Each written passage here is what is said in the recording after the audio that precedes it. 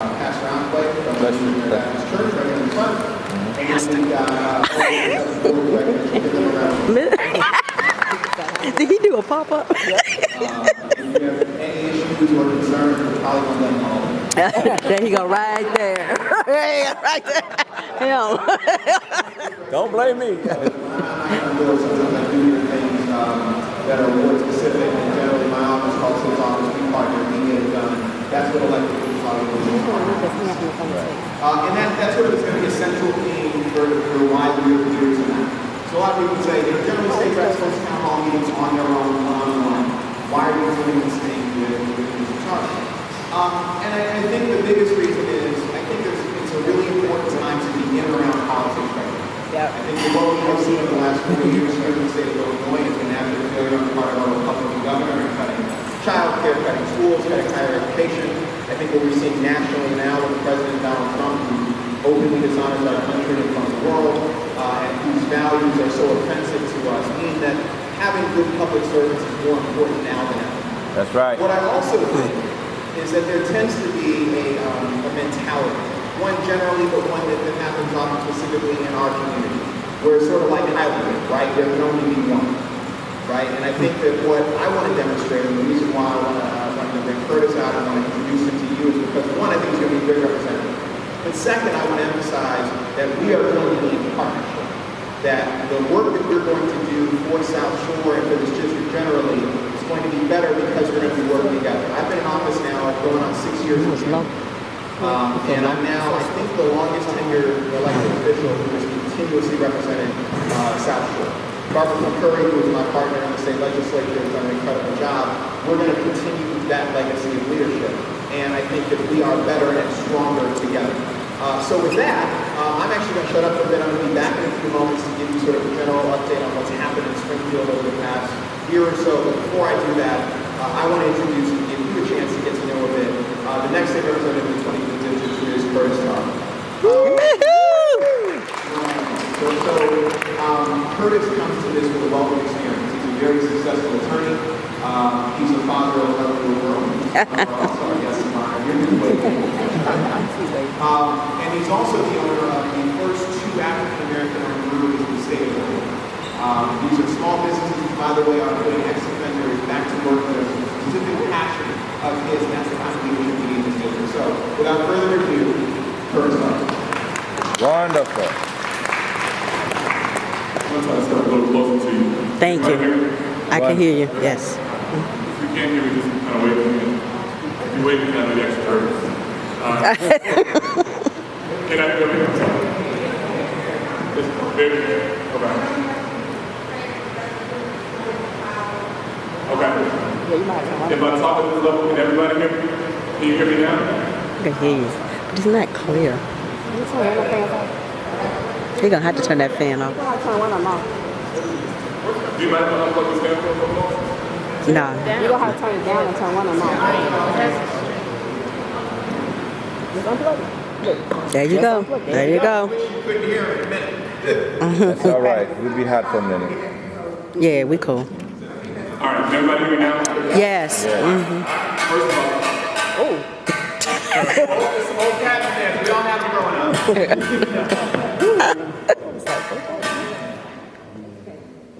So again, my name is Curtis Tarver. I really appreciate everyone coming out tonight and taking a few moments to hear from me. I won't be before you very long talking about me. I really came mostly to hear from you and hear about your issues and what you would want the state representative of the 25th district, partnering with Christian Mitchell, working with Alderman Mitchell for progress down in Springfield. So as Christian Mitchell, I'm an attorney by trade. I'll tell you a little bit about that because I'm sure you want to be bored and hear that.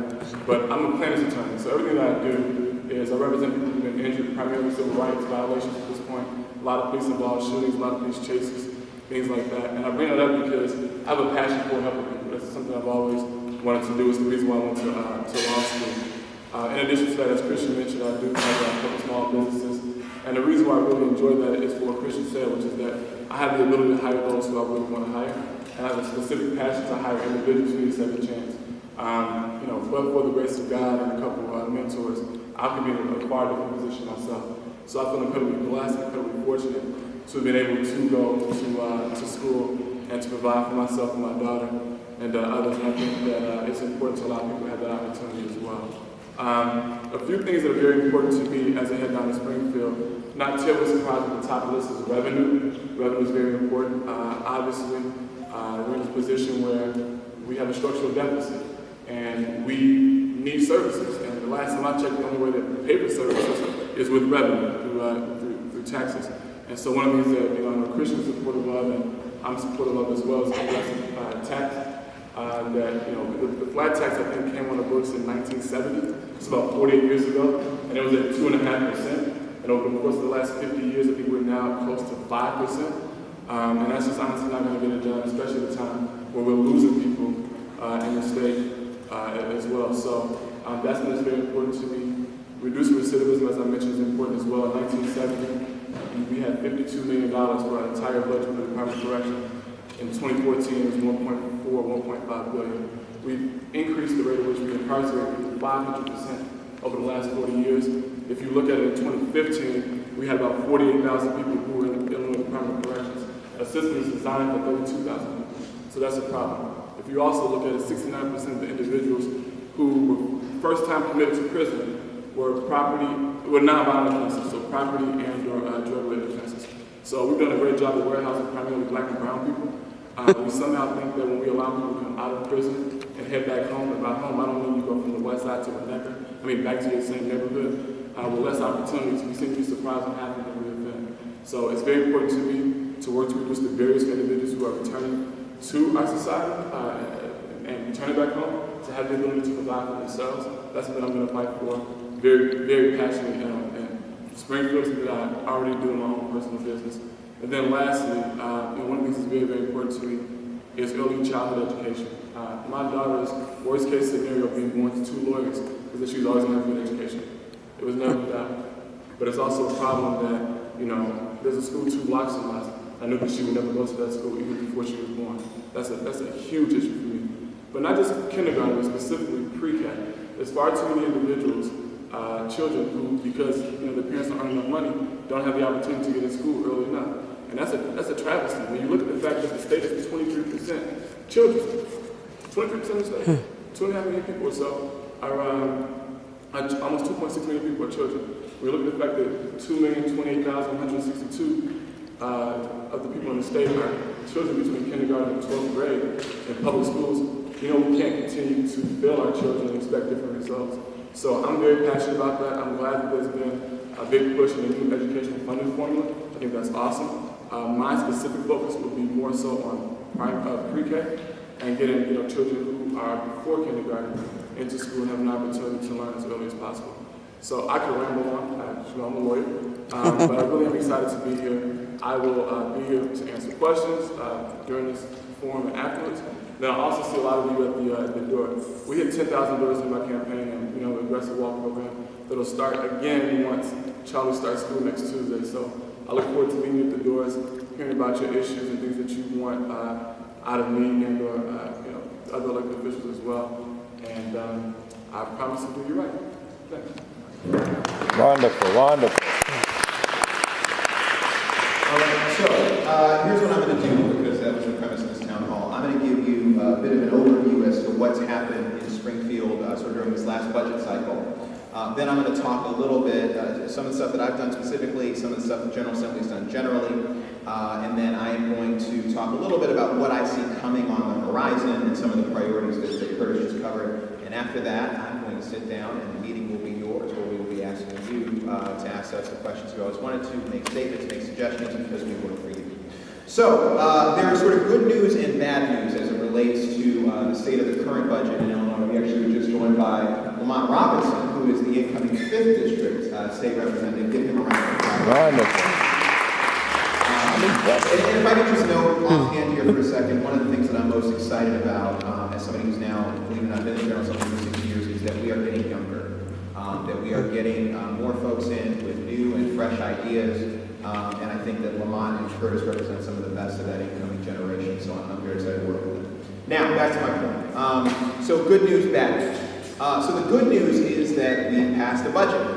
which I know we've set the bar so low we can trip over it. That's an accomplishment, but it is a really big deal. For the first time, we passed the budget on time, the governor signed it into law. Now, that's not really our fault. That's mostly been that you had a governor who's holding up the budget for these non-budget items because he doesn't like unions. He's supporting the Janus decision that just passed at the Supreme Court level to try to decrease union membership, which, by the way, overwhelmingly hurts people who look like us because public sector unions nationwide are 18% African-American women. African-American women are overrepresented. It is the way so many of our families are broken in the middle class. Now, the governor wanted those to go away, decline in power, and that's what he was willing to hold up the budget of the state of Illinois for.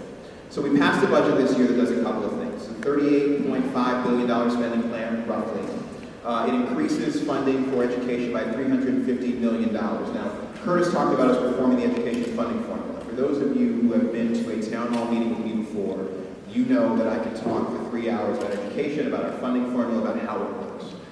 What this formula does, what this change does, is it puts more money toward the 3 buckets of education learners who need the most help. That is kids in concentrated poverty, that's kids who are English as a second language learners, and those are kids who are in special education. Those are the 3 types of students who are most expensive to educate, who need the most help, and by the way, are the biggest growing populations in the city of Chicago. So we put $350 million into the formula. That's part of a $2.5 billion commitment over the next couple of years to get us to adequacy. We'll circle back to that part later. There's $50 million going in early childhood education, which you heard Curtis talk about. We've increased our budget for higher education by about 2%. Now, I would argue, this is why this has been a passion of mine. I chaired the Committee on Economic Opportunity, and my first hearing was at Carbondale down in Southern Illinois. And that was for 2 reasons. One, about 70, 75 kids each year from my district go down to Southern Illinois University. They come back with degrees sometime within 4 or 6 years. They're technicians, they're workers, they're doctors, they're lab techs, and they're good examples in our community. Second reason is those universities are economic engines for the local areas, many of which have a bunch of people who also look like you and I, but also are people who happen to be white, happen to be poor. Those are the economic engines for that part of the state. And to make sure that we've still got the kind of population in Illinois to support the education, the infrastructure that we need, universities are important. Most important, and more important than that, is that for my generation, Kurt's generation, Mont's generation, certainly Charlie's generation, college or a vocational skill is going to be for us what high school was for my parents and my grandparents. So we have to make sure we are educating as many kids as we possibly can. We lost 72,000 college students under the regime of the current government. That is a tragedy, that is a loss for our economy, and it hit especially hard Black and brown communities and poor people around the state of Illinois. So good news is increased funding for education generally, for higher education, for K-12, for early childhood education. We fully funded the Childcare program, though we did not expand it. Again, I'll talk about that in a moment. The bad news is we've still got quite a bit of debt. So we had a $16.5 billion bill backlog, I want to say in the middle of 2016. We are now down to about $6 billion. That sounds like a lot, and it is, but it is about a 30-day payment cycle for a government as large as the state of Illinois. So we are getting back near fiscal health. We still have a looming pension timeline. The Supreme Court has basically said that is a bill that we have to pay, which is why, for example, the progressive income tax that Curtis talked about becomes so important, not just for future investments, but to pay down past debts. So that's our sort of an overview of our current budget picture. I can answer more specific questions about that if people have them. Going forward, I want to talk a bit about what I see coming on the horizon, what I hope is going to happen if, I'm going to veer political here for a second, if not, we'll be getting the governor because I think we need him. So the first thing is that progressive income tax that Curtis talked about. Basically, all I would say is we changed the Constitution so that we could ask people with higher incomes to pay higher rates of taxes, people like Chris Ravitch, the people with lower incomes who pay lower rates. That's how multiple, like dozens of states do it now. That's how the federal government does it. If you propose Illinois' tax system in Washington, you'd be to the right of every Republican in Washington. So we need to change that structure because that's useful for paying down our debt and investing in infrastructure, higher education, human services, Medicaid, all the things that we need to make the state of Illinois a great place to live. The second thing I see on the horizon I think is incredibly crucial in general, but for our community very specifically, is a new capital bill. Now, we are consistently rated by the Society of Engineers as having D-level infrastructure. Y'all might remember, I guess this was probably 5 or 6 years back now, there was a big bridge collapse in Minnesota, right? Bridge fell into the water, a lot of people were hurt, some people died. Now, I'm not saying that is guaranteed to happen in the city of Chicago, but I am saying, for example, that our infrastructure is old enough that I can't guarantee that it won't happen. By the way, in fixing that infrastructure, we could put a whole bunch of people back to work in good-paying jobs that lead to careers. So I want to see us do that. By the way, that's helpful not just for us here in the city of Chicago, but also we do have the title state and state representative in our titles. It's going to be useful for our brothers and sisters downstate, roads, bridges, dams, locks, river cleanup. But what's going to be incredibly important is making sure that we have pipelines into the trade unions that are diverse. Because for too long, those unions have not reflected the diversity of the people in this room, of the people in this district, of the people in the state of Illinois. I mentioned childcare earlier, and it's where I'm going to stop in so that I don't talk you all to death. So I'm the only child of a single mom, and I was fortunate in that my grandparents were still alive, still healthy, and were able to take care of me while my mother worked the night shift at a hospital. She's getting ready to retire after 38 years at Rush University. Oh. And she's pretty awesome. I'm a little biased, but she's pretty awesome. I'm not going to choose better than y'all.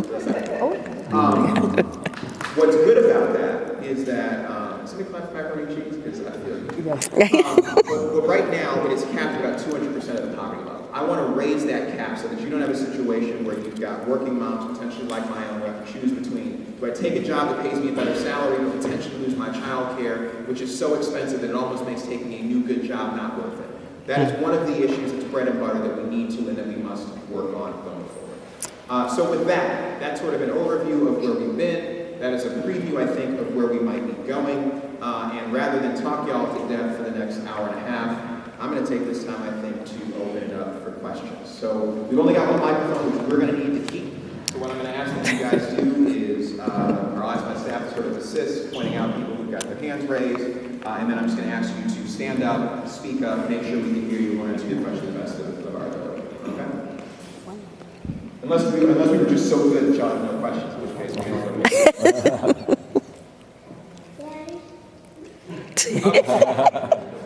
I think that was your purpose. Okay, anybody? Come on. Yes, sir. My question Oh, okay, hold on. is, why do you need more money? Okay, that's actually not a bad question. You want money? I promise you I'm not giving a question. But Charlie's question is, Daddy, why do we need more money? I think the short answer is because one thing that good government does is provide good services. And services are not free. Again, we're in a position now where we have a structural deficit, meaning if you control inflation and normal population growth,